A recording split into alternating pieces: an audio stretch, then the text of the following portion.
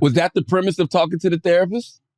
No, that came later. To me, it wasn't really a joke about the therapy. It was more. If it wasn't a joke about the process, it was more a joke about the therapy. About I'm so unlikely to go to therapy that I'll open up with a prostitute role playing therapy. That's the way I'd go. It was more about me being able to open up to somebody, and this was a way of me doing it. You know what I mean? Wow. So that's the heightenedness that is a prostitute.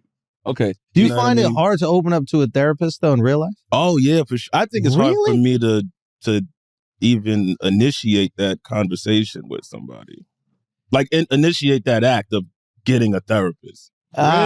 Yeah, I think it's that black man doctor shit. You know, Yeah. If it ain't falling off you. I've been going to therapy for like 6 years. I know you kind of like you changed culture in a lot of ways where it's a lot more acceptable. I think you're part of the reason. I think a lot of people from our community go to therapy. Thank you. I hear that. But it didn't work on me. It didn't work? Nah, I'm still not going. But I understand, a lot of people. I wonder if it's because comedians are so nuanced with life, though. I think it's because we got an outlet. That's what I'm thinking. We have a place to go. So I know that's probably not enough, but I think for us, we I got a spot. But it's like why I don't go on vacation, because I travel. But I wonder if it's like a vulnerability thing. Like it's more vulnerable to go up there and say something without the punchline. Like to say the true feeling. Ooh. Like you're forced to deal with why you do what you do. Ooh. Like why do you need the audience's approval? How does it feel if you don't like? That could be true, but I don't think that's true for me. That doesn't feel true for me. That sounds like someone who's never been to therapy. I feel like I'm in therapy right now. Schulz dug into you just now. That was a therapy question. Fucking leg crossed and shit. Because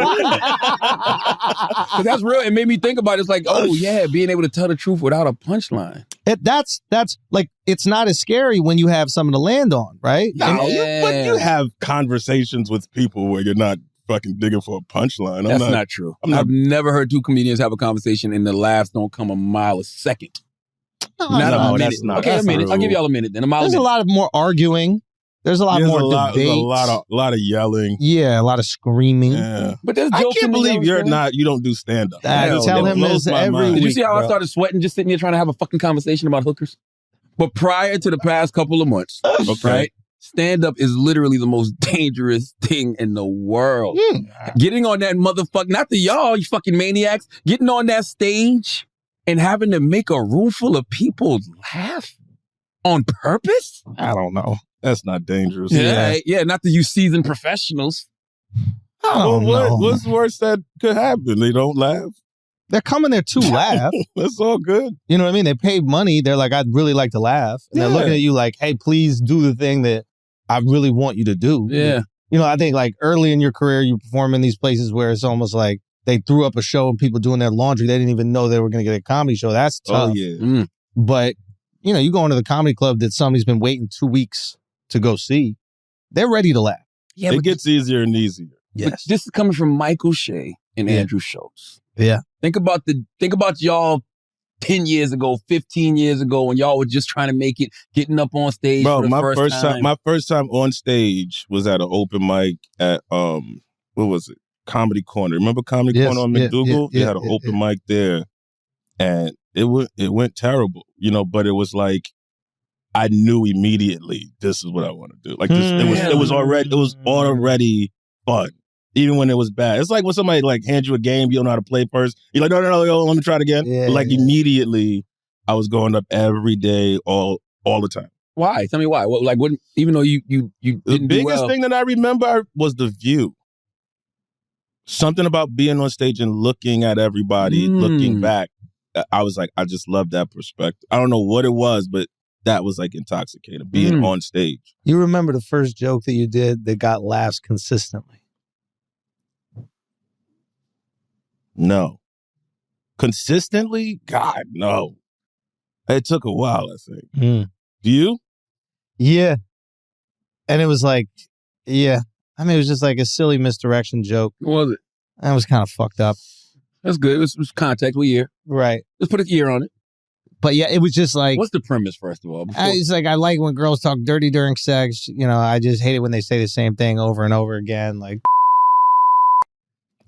Okay, so Shay, about your hoodie, right? Your hoodie, Shay, your hoodie, right? I saw Pharrell with that even dirty. I saw Pharrell with that hoodie on. It was a different. I saw Pharrell with that hoodie on.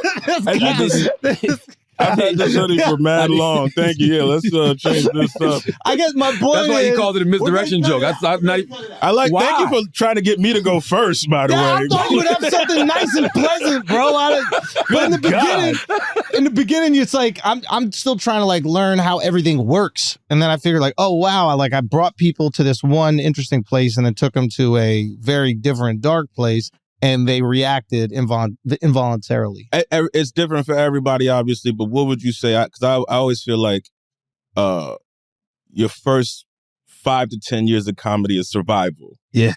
And then the rest, then you start to slowly have something to say and try to say that. Yeah. But for the most part, you're just trying not to bomb for so long. And you think the longer you're killing, the better comedian you are, as opposed to actually developing into a joke teller or an actual comedian. You know what I mean?